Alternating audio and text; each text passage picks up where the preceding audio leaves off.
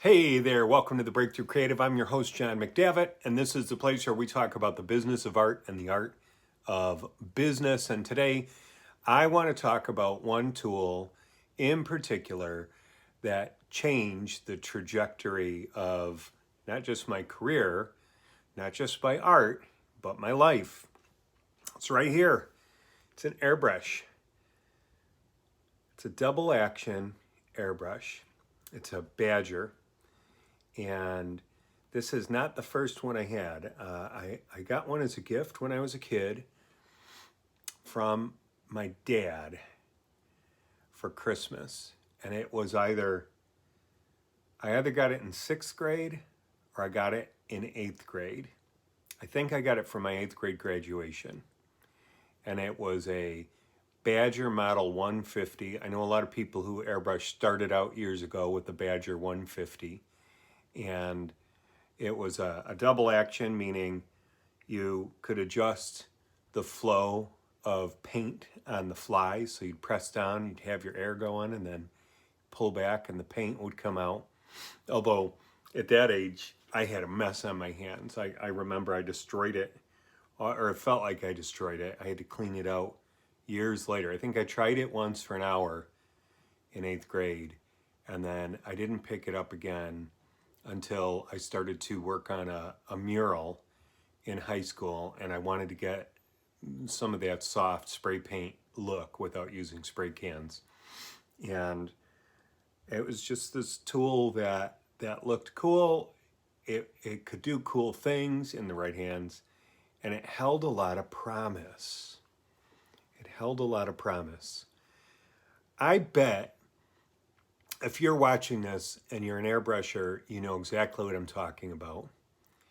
Or if you're not, if you're some kind of other creative medium person where maybe you're a musician and your instrument of choice is the guitar, you know what I'm talking about. That guitar holds so much promise for you and your future. It holds so much joy. There's so much possibility. And the possibility for me didn't exist because I could do anything with this thing yet.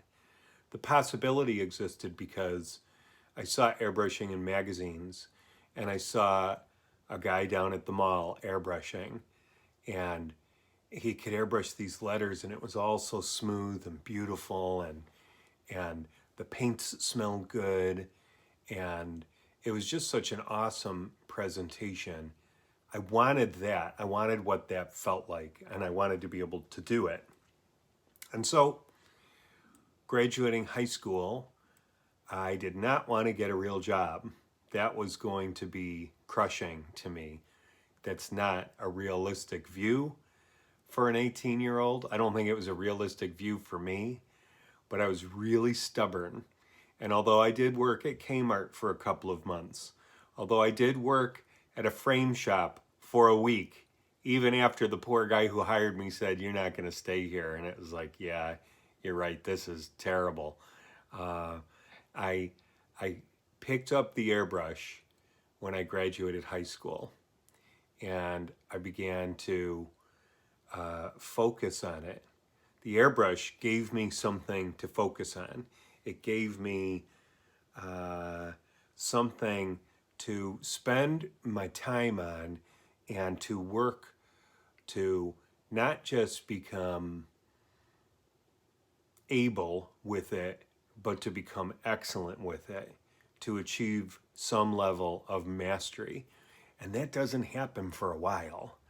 Like, it takes a while. You get into a relationship with this thing, in my case, the airbrush, and I'm with it every day, and I'm learning how to control it. I almost felt, looking back on it now, that it was like breaking a bucking bronco, where they would tame horses, that I needed to tame this airbrush and make it an extension of me, make it an extension of my hand, make it an extension of my will, make it an extension of my creativity, and I needed to figure out how to control it. And, it's weird to talk about an inanimate object like that, but the truth is is that this tool has life to it, and the life comes from the operator. And I'll still, when I'm airbrushing, if I'm not confident in the airbrush I'm using, like if I'm not confident that I'm going to get a nice smooth line, and I can often somehow feel it in the trigger, and then there's mechanisms in here that if I don't like the feel of it, I'll switch airbrushes, or I'll have to clean this airbrush. I feel it and know it that well when I'm working on it or with it, and I wouldn't have been able to do that right off the bat. I'd spend time and years with it, and so the airbrush gave me this opportunity to focus on possibilities and different opportunities that would come my way. So the first opportunity that airbrushing gave me was the opportunity to learn. And I'm going to bring this up throughout this episode because you never stop learning. If you stop learning, it just means you're not aware of it. I think they say, people, if you stop learning, then you're kind of dead in the water. I don't know how aware people are, but I'm asking you to be aware. When are you learning? When are you not learning? When are you just going through the motions? Because if you don't know when you're learning, then I don't know what you're really doing, right? And I'm not talking about, you've kind of got a level of competency with the airbrush or whatever you're working with.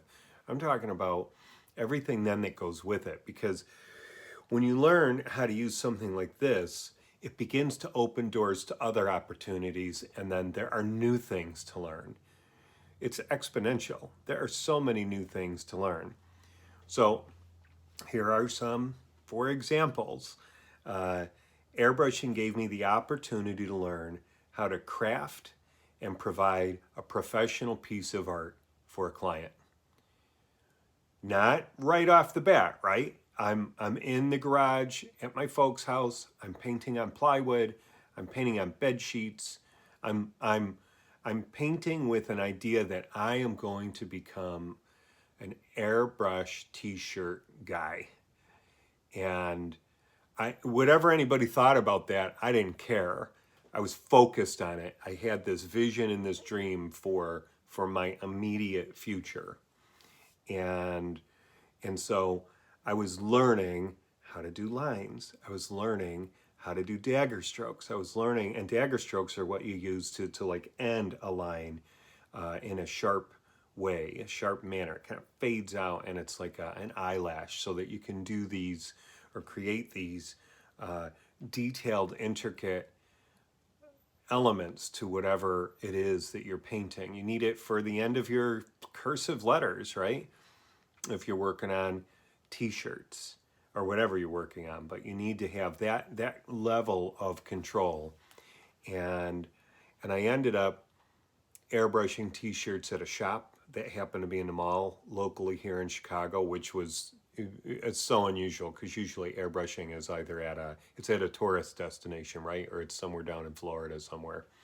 So I was really fortunate to have these opportunities that not only could I watch the guy and glean something from this guy at one mall, but that there was another mall that had a full-on shop and they needed people. It was just the right time, right opportunity, and you're going to be amazed when you start opening your eyes, looking for opportunity, what is going to present itself to you. It's amazing.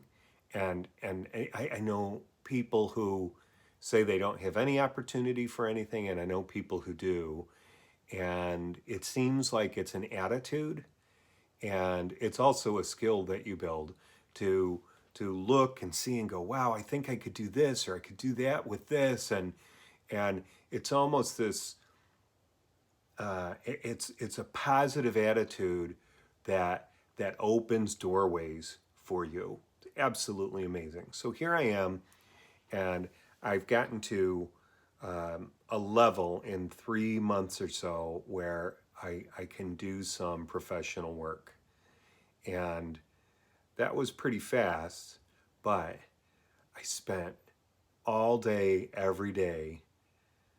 All day is an exaggeration, right? I probably spent 8 to 10 hours a day, maybe more, depending on the day, airbrushing. I was just working on the skill, just working on the skill. And that makes me think of the Beatles. Do you know the Beatles story? Before they hit it big, they played in Germany at like this seedy bar, and they play 9 hours a day or something, and they played together. And what was happening was they were working on their craft. They had something to focus on, so they had to show up every day and play. And uh, they're working together. They're getting to know each other. They're writing and crafting music. They're writing and crafting lyrics. They're learning how everybody works. How Ringo's tempo fits in with George's guitar, fits in with McCartney's harmonies, with Lennon's writing. You know, and I know they all did different things, but they were working to become excellent. And I don't know how much you even think about that when you're in the middle of it. You can only see that next step ahead of you when you're airbrushing a line, and you're just trying not to make it wiggle or not to get it too thick or too thin. You're just working on that control in exercises, and then you're working on a piece and you're trying not to ruin the piece as you go, and you're going to ruin pieces. It's just what happens. It's just what happens. And you learn from that. You learn from the mistakes. You learn from each little setback or each little failure, and don't stop going because of that. Keep going. Work through those failures, because that's not just going to teach you how to airbrush or to do whatever it is you want to do. It's going to teach you how to deal with the setbacks of life. And you're going to go, okay, this is a setback. This stinks. I'm not going to go to bed. I'm not going to collapse under this. I'm going to push forward, and I'm going to learn how to do this, and I'm going to master this, or I'm going to learn the lesson from this failure and see if there's a way not to do it again. I remember it was just this awful, awful summer that was so hot, and it gets so humid here in Chicago. And I had a water trap on the line, but then water would get into my airbrush line, and water gets into your air.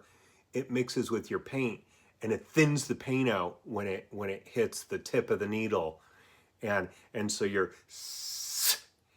and if you're trying to do something delicate, and especially if you're using black or red or something, it's done. It's done. At least on fabric, it's a hard one to recover from.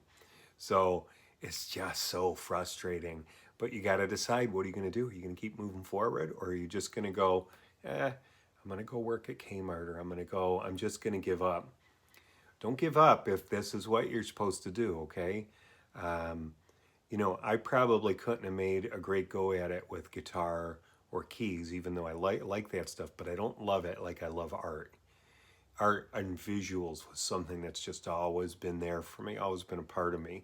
And so anyway, like the Beatles, and I'm not claiming to be as masterful at what they did as I am, but like the Beatles, I spent a lot of time getting to know this thing, and getting to know fabric, and getting to know my paints, and getting to know that I don't want to airbrush if that line is going to have water in it. I got to manage that. So I'm learning my craft. I'm learning the physical attributes of my craft, and then I'm learning how to satisfy a client who wants a portrait, or wants words, or wants whatever they want.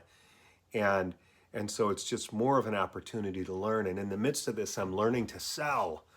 I'm learning to sell to people, and I'm learning to be responsible and accountable for the work that I do. I'm learning that I'm not just an artist, and I'm not just an airbrush artist. I am a salesperson, and I'm a person who's trying to help somebody get what it is that they want. So I need to have some level of empathy and some level of care for my customer, or they're not going to come back. Or they're going to complain to whoever is running the shop I'm working at, and I'm going to lose my job. Or they're going to complain to their friends, to their 10 friends. Because if you have a bad interaction with people, chances are 10 more people are going to hear about that than if you have a good interaction with them and they share it with one or two. So negativity, bad experiences go a lot further by word of mouth than does the good stuff. So, I'm learning how to be in this world of selling my art. And then I'm learning how to do different things. I could care less about lettering at the time.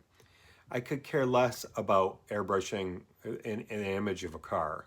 I don't like that stuff. I like faces. I like organic things. I like animals. I like fur. I like textures that are natural. I'm not interested in tires and getting the angle right.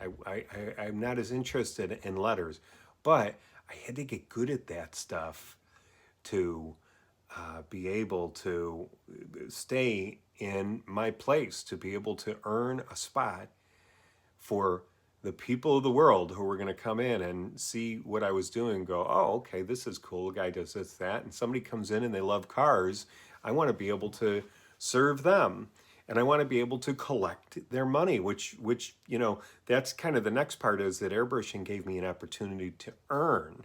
But before I get into that, it is just amazing that the discipline that goes into, okay, I've got to airbrush things I am not comfortable airbrushing, like organic things or things that require a different mindset and even skill set. Rendering a tiger is a lot different than rendering a car. It's a different skill set because you need to see how light reflects off of the metal on the bumper, and is it out in the blue sky or is it in the desert, because reflections are going to hit differently. And then I'm learning, and I tell people this all the time, airbrushing t-shirts was my art college and it was my business college. I'm learning that I don't want to use black everywhere on everything. Shadows aren't well, I mean, actually, there's no such color as black in the natural world, right? It's an absence of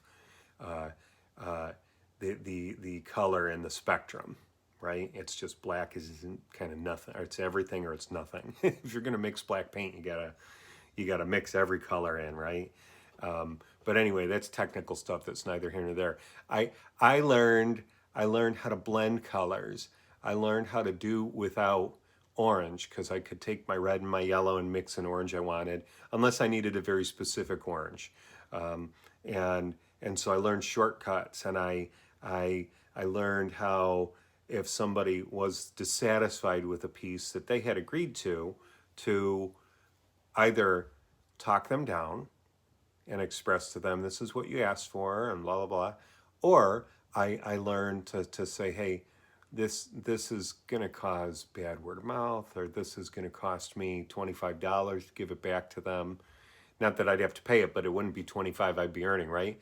What would you like? Sometimes they'd like a new shirt and a new order, and sometimes it's the best thing to do is just to eat the $3 shirt and the time it's going to take to do something for 10 minutes and do it and let them be happy.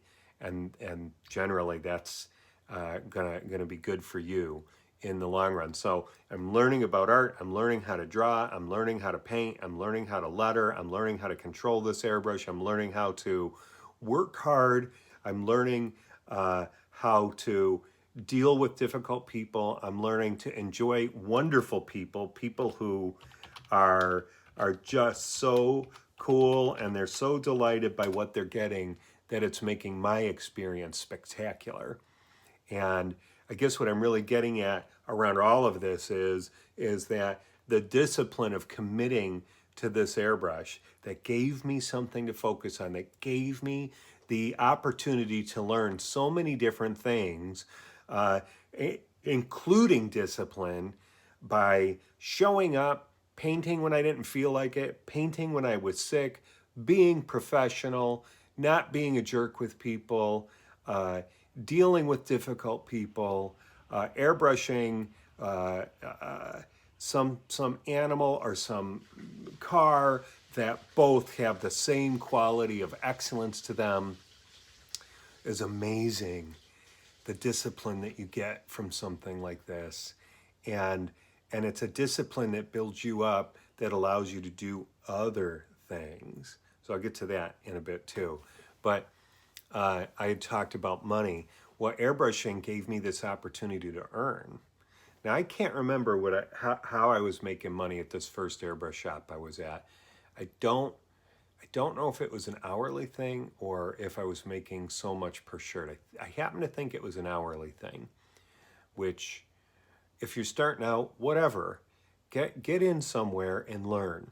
I don't care if you're making $5, $10 an hour. I have a guy coming on soon, a tattoo artist, and he didn't make anything for a long time. He was just in there apprenticing, and he just wanted to be around it.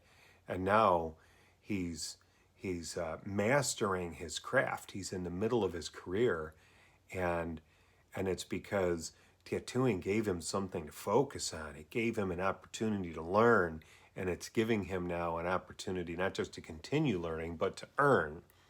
So airbrushing taught me that there are so many ways I can make a living. I mean, it's just incredible. Like, I started out airbrushing t-shirts, and then people would say, well, can you airbrush on this leather jacket or jeans? Yeah, of course. So yeah, that's still in the clothing area, right? It gave me the opportunity to earn by painting murals. I did a little bit of work on vehicles, didn't like that as much just because of the chemicals, but that's a whole area people can go into. Helmets, guitars, vehicles, murals on high-end items, airbrushing toys. And I don't mean pictures of toys, but literally airbrushing models that are then going to go to the factories, and they're used as color samples for the factories to adhere to while they're manufacturing these things for production. Because manufacturing is, the molding or making process of whatever it is you're going to sell, or printing or whatever. And sometimes they have to do a spray operation, and I would need to create a spray operation on this model for this client so that they could send it away and get some facsimile back that would look great and would be able to be sold in the public. It was a guide, a guideline. Airbrushing really, in large, taught me how to paint. Taught me how to paint the basics of color and how to layer things and get effects that I was after. It set the foundation for not just my traditional painting in acrylics. I don't really work in oils, but to work in the digital realm, to work in Photoshop and to work in Adobe Illustrator. And it's just amazing how many different ways I can earn from all of the experience I had with airbrushing. And if you go back to episode 35 of The Breakthrough Creative, I talk about how I worked up to earning $11,000 one Christmas as a young guy, really young guy. And it was a month and a half, or a month and less than that, because it was the day after Thanksgiving. So it was really, I guess it was about a month if you look at the days. And I made $11,000. That was my take home. I had to pay taxes out of that, but I didn't know anything about that at the time. I paid my taxes, sorted it out, but $11,000 working hard every day. And, I can do things with the airbrush that now give me a platform as an expert. It sets me up as an industry expert, and just gives me a little bit more, street cred, but client credibility. And, at one point, I was asked by the owner of Badger Airbrush to be a consultant for them, and I was a consultant to the company for 10 years and would test their product and try stuff out and, bandy back and forth with marketing, and then they would send me out to educate people about airbrushing, whether it was the sales team or it was the president of Hobby Lobby I met at this one store in Houston, Texas, and was just showing him what we could do with the airbrush, or traveling overseas. I went to Toy Fair in Germany a couple of times with Badger. And so all these opportunities arise where, because he saw me as excellent at my craft, he trusted me to send me around the world to represent his brand. And it gives me a platform as a teacher, because I can show people how to airbrush. I can teach people things and bring them along in a manner more quickly than they could do on their own. People see my murals and are like, oh, wow, that's really cool. How'd you do that over there? Well, it's airbrushing. And the airbrushing is like, it's not just this tool that has fed into everything and changed the trajectory of my career and just added so much value to it, but it's this special little sauce that I have as some like nitro to just go, oh, I can do that, like, and people get excited about it. So it's a wonderful, wonderful thing. And you've heard me talk about all these different areas where I've earned. Well, airbrushing really laid out the map of how to create and become good at my craft, and then work with the public and sell and be responsible and show up to do the work and be disciplined. It gave me the map to do that in other realms. So to do it in these other commercial services. I already talked about toy design. Like, I didn't just paint the toys, I designed them. I do the concept drawings. I know how things are manufactured, so I understand if we're going to do something that's injection molded, that it needs to be drawn and designed a certain way because of the way the molds pull apart. And it's the same with blow molding. It's the same with rotocasting. It's the same with vinyl, where you pull vinyl out of this tiny little hole after it's rotocast in there. So I had this knowledge that I picked up along the way because I knew I could do it, even though I didn't know it. I knew I could figure it out because of the stuff I'd figured out with airbrushing. And it was the same with the computer, when I knew I need to get a computer and get into this world. And that was 99.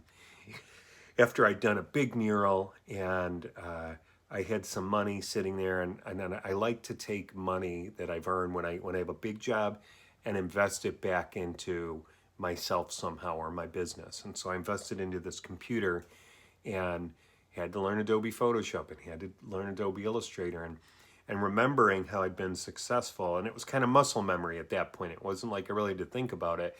I just knew I had been successful with airbrushing, and it gave me the opportunity to be confident in my competency to learn as I went. Now, I've taken some college courses here and there and things that I felt like I needed to know along the way, like accounting, business law, and business management, entrepreneurship. And then I've taken some classes or courses, not just in college, but online in illustration, if I felt like there was something I really, really could use. And I'm not afraid to spend money on it either. I spend $900 on a class or a course or something if I'm going to get out of it what it is I need to bump up to the next step. So I highly encourage that if you've got the thing that gives you the laser focus, like airbrushing did for me, and it's something that you don't need school for right away, and you can go that route, trust yourself, trust the people in your life who care about you and who are wise, have discussions, bend their ears, and see if that's the path for you. And watch out, because a lot of people who aren't on your path, they're a little afraid for you because they'd be afraid doing it because they don't understand it. So you got to get a mentor in the business as well, if you can. I highly advise that. And I don't think it's that hard to do. I think you just keep reaching out till you find the right person. But if going to school is as beneficial or more beneficial than the focus, because the focus is in the classroom, the focus is on what you're going to learn there, like law, go do it. But we're talking about art, and we're talking about a skill, and it's like a trade, right? A trade skill, and it's something that's physical.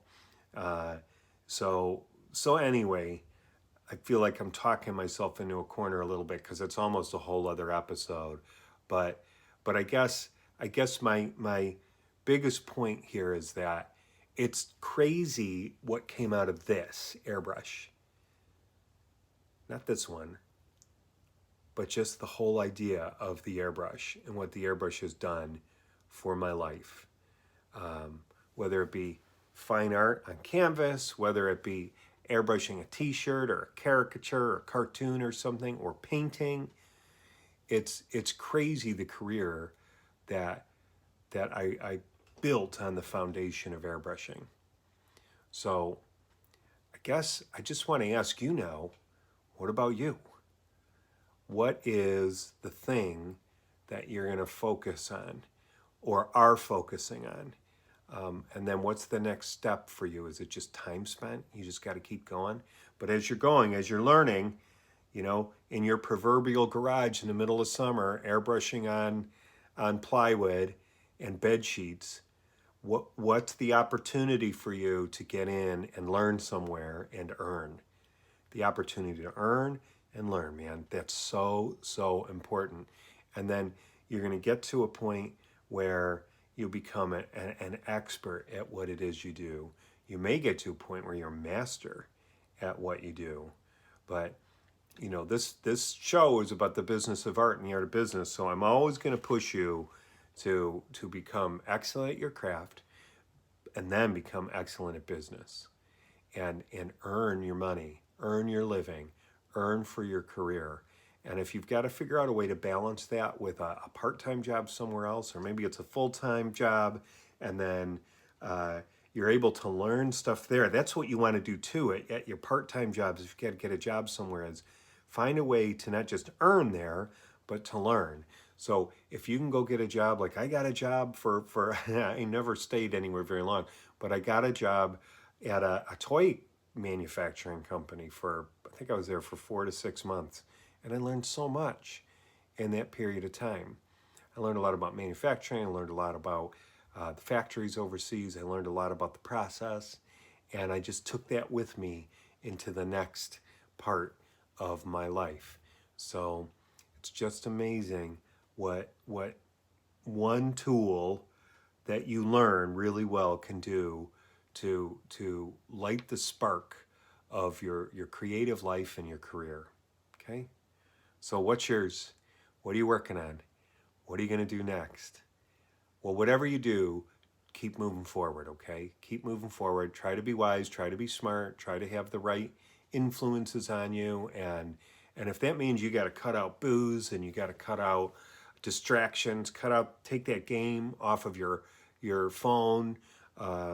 If it means that you need to maybe change some of the people you're hanging around with because they just don't see what you see. They don't see the way to move forward. I'm not telling you to cut people out of your life, but I'm telling you that you want to start surrounding yourself with people who are going to influence you in a way that is positive, a way that is beneficial to where you're going, okay?